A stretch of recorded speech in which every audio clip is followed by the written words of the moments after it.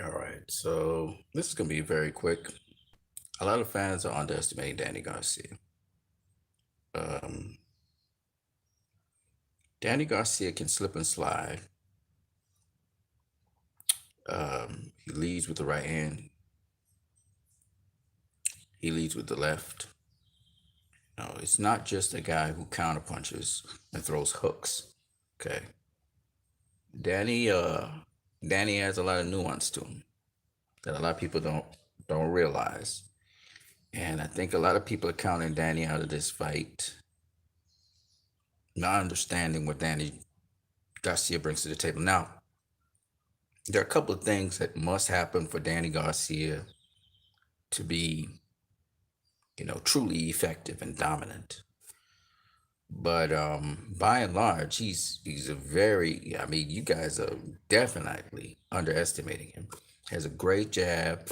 His jab to the pit is really excellent. How he slides in and lands that jab to the pit because he slips and slides. Danny is a slip and slide fighter. You can say how much you want about him being flat-footed. The one thing I know is he can slip and slide, and that's tricky because from a martial arts background, I can tell you, you don't notice when a guy's creeping up on you and when he's sliding in on you because his body stays at one level. He's not stepping, so he's not raising in level and dropping. So you're not really able to negotiate how quickly he can move up on you. And Danny's pretty quick. He's pretty slippery, and he's tricky.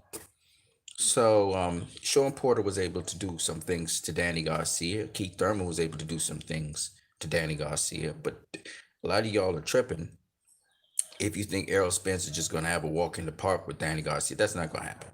Okay, Danny Garcia has good defense, and he's tricky. All right, he's not what you think he is, and that defense is going to play a. If he has pretty good defense, this is going to be a very competitive fight because Errol will not be able to score like he wants to. And so my tip to Danny Garcia coming into this fight is keep your defense tight and walk him down.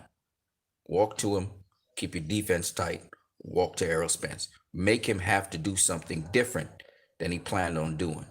Errol Spence must not be allowed to walk down Danny Garcia. The same thing you did in the later rounds against Keith Thurman, the same things you did, in part of the fight against Sean Porter. You should use those tools. Those are the tools you'll need. And particularly your lead right hand is going to be your major weapon of choice. Joe56984 says Danny Garcia is good at 147. He's not elite. Errol wins easy. That's, you see, a lot of people are assuming that. They're assuming that. But there are some tricks and tools. Danny just need to be smart up here, and he make that fight a lot closer than people think it will be. But he has to fight smart. He has to fight smart. But he has to fight aggressive. He has to walk down Errol Spence. He cannot give Errol Spence any ground, and he has the defense to do it. So don't give Errol Spence any free shots. Make him work for every single shot he has to do in this fight. If Errol Spence decides to plant, sit down, and fight and trade, that's Danny's game. And may Danny have the best, may he have the best of that. But when it comes to sharpshooting, don't give him free shots. Don't give him that free jab to the pit. Don't let him feint you up top and come down jab to the pit. You got to make sure that you keep your defense tight, Danny, and you can make this fight something much more than people think it is. A lot of people think that Danny's just a walkthrough for Errol Spence, and he may have some residuals from his accident, but nothing too big to talk about. He really came back, and that's big. But Danny is a challenge for anybody. Danny has never been a walkover, and I expect Danny, with the experience he got from Keith Thurman, with the experience he got from Sean Porter, to be much better in this fight. Now, he didn't do as well against Ivan Erdkach, even though he was putting a beating on him. But Danny needs to use that same blueprint he used against Lamar Peterson, but he needs to use it in a much more effective way. He needs to slide in. You slide in like you do, Danny. Slide in on him, and then do what you do. You can walk this guy down. You can't make him go on the back foot, right? If he stands and trades with you, you have the upper hand.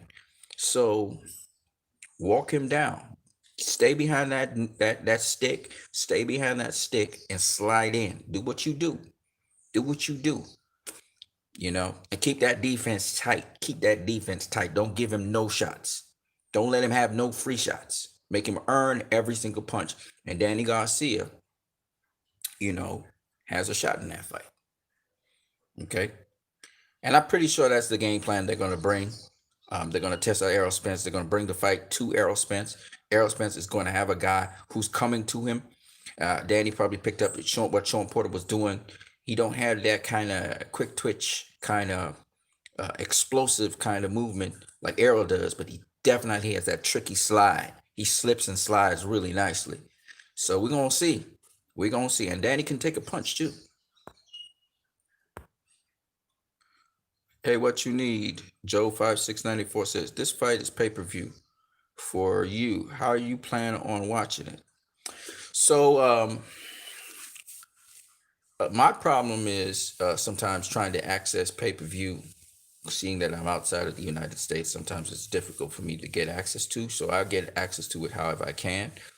If I can purchase it, I'll purchase it online. If I can't purchase it online, then I'll have to wait till after the fight to see it. But if I can't purchase, I'll purchase.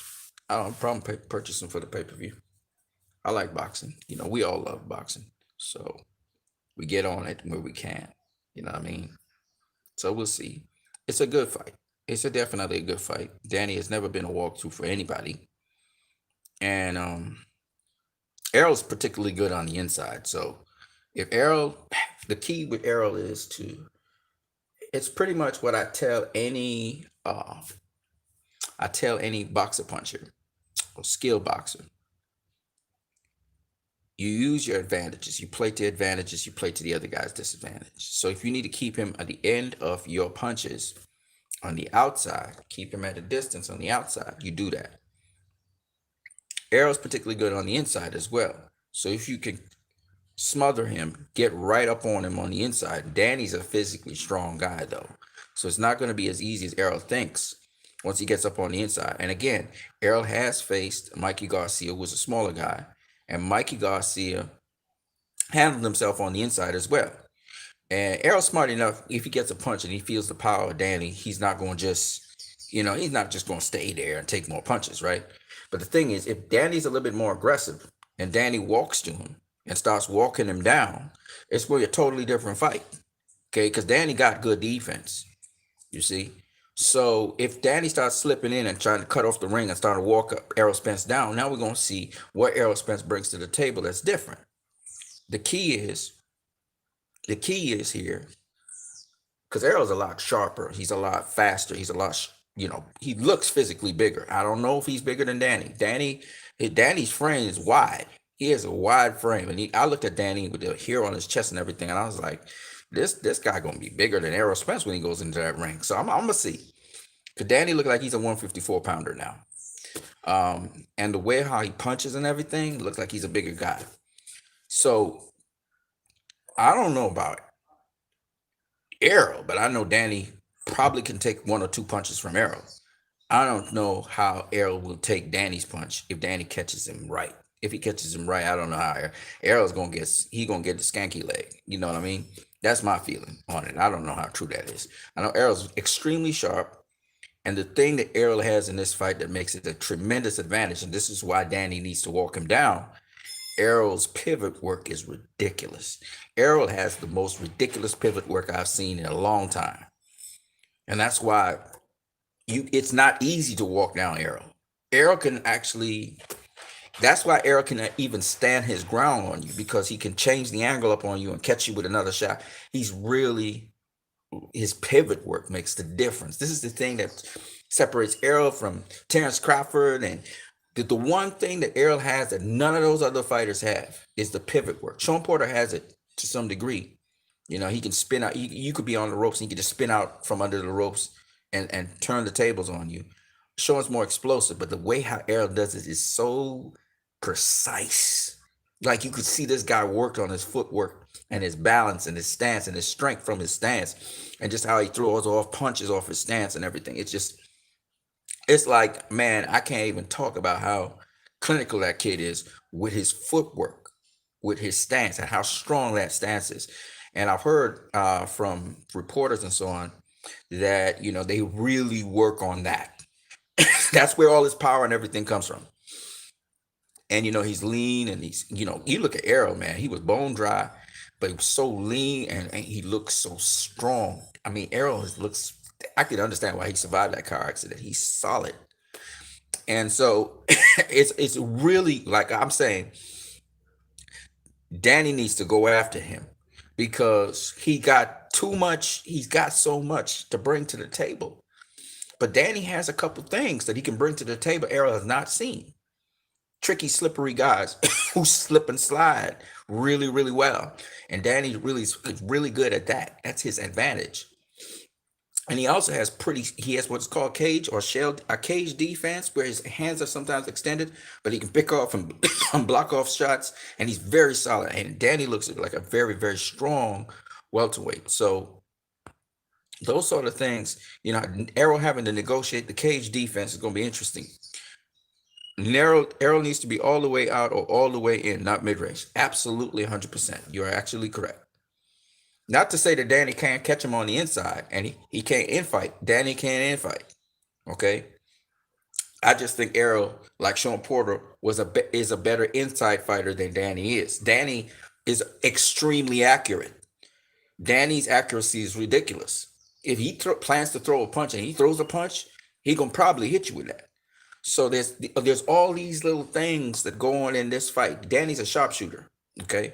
So it's not as easy as it sounds. At the highest level, we as fans, we talk about it and everything, but y'all don't realize at the highest level there's very little room for mistakes. These guys are just so good at what they do. And this is why I try to explain to people. I'm gonna say it again. I try to explain to people that boxing today is different to boxing of yesteryear. You could have made a mistake yesteryear and the other guy doesn't capitalize on it, because everybody's making mistakes, everybody's got little flaws and stuff. Today, it's not like that. You make one mistake and you could pay severely. Ask Tony Harrison, fighting the fight really well with Jamal Charlo. One little mistake, boom, he was on the ground. One little mistake again, boom, he got capitalized on it. Right? It's not the same. You see, the game now is like a shootout. It's like a chess match. It's like, it's like high stake chess and checkers now. You don't come in with the best possible conditioning. J-Rock got knocked out by Jason Rosario. Why? He didn't come in the best possible conditioning. Yet he came in with excellent conditioning against Jarrett Hurd, but he wasn't consistent with it. And these are the kinds of things, you can't make mistakes in the game. You just can't. It's not necessarily that guys from the past, some of the greats of the past, weren't better skilled or sometimes more flamboyant or just more entertaining. It was that some of these guys, their mindset, they didn't have nothing to shoot for. And when they had nothing to shoot for, they lapsed and they lost. You see, you got to be on it. Like, you got to be on it, man, in every facet of the game. So Arrow gets that opportunity to be at that high level again and on it. And the one key thing I said with Arrow is his feet. His footwork is what separates him from all the other welterweights. He has amazing footwork. And like I said, he can do certain things like 180-degree pivots. And I mean, man, I'm talking about beautiful stuff, man. Perfect balance we're talking about. He's perfectly in balance when he does it. It's stuff like I said, like Floyd, Javante Davis can do it a little bit. This young kid, what's his name? Devin Haney can do it. Shakur Stevenson can do it. That's some next level stuff. But Errol, I think, does it the best because he really keeps that strength in his stance. What I mean by that is he still can throw with power even when he's pivoting. And that's something and he has long arms, and yet he can collapse those long arms and really connect with perfect leverage on the inside of a fighter. And he does it like, rapid succession. That's stuff you don't see every day. That's what makes Errol special. Danny is a mid-range hooker fighter. Yeah, he can fight on the inside. He can fight on the inside. He can do a little outboxing too. He did it against Lucas Matisse. He was outboxing him. He pivoted on Lamont so well. Right. You saw how he sidestepped him and stuff. Right, J-Rock style. So all I'm saying is that, you You have to acknowledge the skill of Errol Spence. That's what I think will give Terrence Crawford a lot of problems because where he would have gotten away doing it with other fighters and stuff, Errol is so clinically precise in what he does, clinically precise in what he does, that's where. And then Errol's an infighter. Terrence, if Errol gets Terrence on the inside, Terrence gonna have a fight of his life. You see, so these all these little things I'm saying to people. And Terrence is a hell of a fighter, but Errol's just he's not Thomas Hearns. Thomas Hearns was an outfighter. His power came from a distance. Errol's power comes from a distance. And if you try to crowd him and smother him, guess what? He got power on the inside too. That's what makes him dangerous. Marvin Hagler was a great fighter as well, and his thing was grinding you down on the inside, right?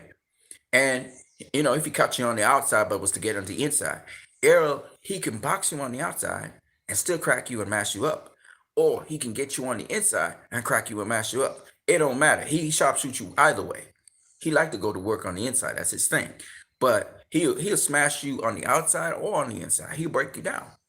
And his job is to break you down. His job is not to get you out of there with one punch. His job is to soften you up, wear you down. And all the great inside fighters we know, right? Julio Cesar Chavez, greats like Benny Briscoe, there's a lot of great inside fighters. You just named it, Roberto Duran, right? Their thing is to break you down. They want to break you down, right? They had different ways of breaking you down, but it was the game plan was to break you down and get you out of there, right? It wasn't to get you out of there with one shot. If they got you out of there with one shot, but they were working towards a KO. That's why Errol Spence's motto is man down. His motto's man down because he knows there's a proven formula to break down a fighter. And he has it. Just go into the body relentlessly, right? Where you get shots to the head, you go. So that's Errol Spence's game plan. That's why he's saying, he's looking to stop Danny Garcia. That sounds easy, but that is not as easy as it sounds. If Danny Garcia's defense is on point, like Mikey's was, and Mikey was picking him off. Mikey didn't get no offense, but he was picking off the defense. So if Danny picks off the defense, it's gonna make it a tougher fight for Errol. It's particularly if Errol can't back Danny up. You see what I'm saying? He gonna have to sharpshoot him from the outside, break him down from the outside. So, while about 2 years ago, I would have said that Errol would have smashed Danny coming down to the final rounds. He'd have smashed him just like how Lamont Peterson smashed him. Not anymore. But Danny's so much bigger. He is filled out into welterweight, and I think he's like a super welterweight right now. He should go up to super welterweight whenever he's ready. But as of now, he's big. Danny's hella big now. He's not no small guy. Terrence is also hella big. They filled out. A couple years ago, I had Errol beating them easy. Nowadays, it's a tougher fight for Errol. It's a tougher fight, And just the way how Terrence was able to catch Kell Brook, the way how he caught him, Kell Brook didn't even see the shot, you know what I mean? And he couldn't recoup. And Kell Brook's a big welterweight, I don't think that anything was wrong with Kell Brook. It's not that Kell Brook can't take a punch. It's nothing like that. It's just that he caught him with a check hook that Kell Brook just never saw. And that's the way how check hooks work. If you haven't even seen the check hook, it's not like Kell Brook has a brittle jaw or anything. That's not true. But it's just that he caught him with the check hook he just never saw, and he never was able to recoup. Terrence jumped on him immediately. You know what I mean? And that's brilliant stuff by Terrence. Now, will he be able to do that with top 10 heavyweights or top 5 heavyweights, should I say, or the top 7? I don't think so. But what I'm saying is that he's in that mix. He's one of them top guys. He's in the top 5 for sure, welterweights. And so, I'm looking forward to seeing what Errol will do with Danny Garcia, if he can do anything with Danny Garcia. But my thing is, Danny Garcia need to put the heat on him. He need to, just like what he did with Adrian Granados. He need to put the pedal on him one time. Coming in, defense tight, put the pedal on him and start working.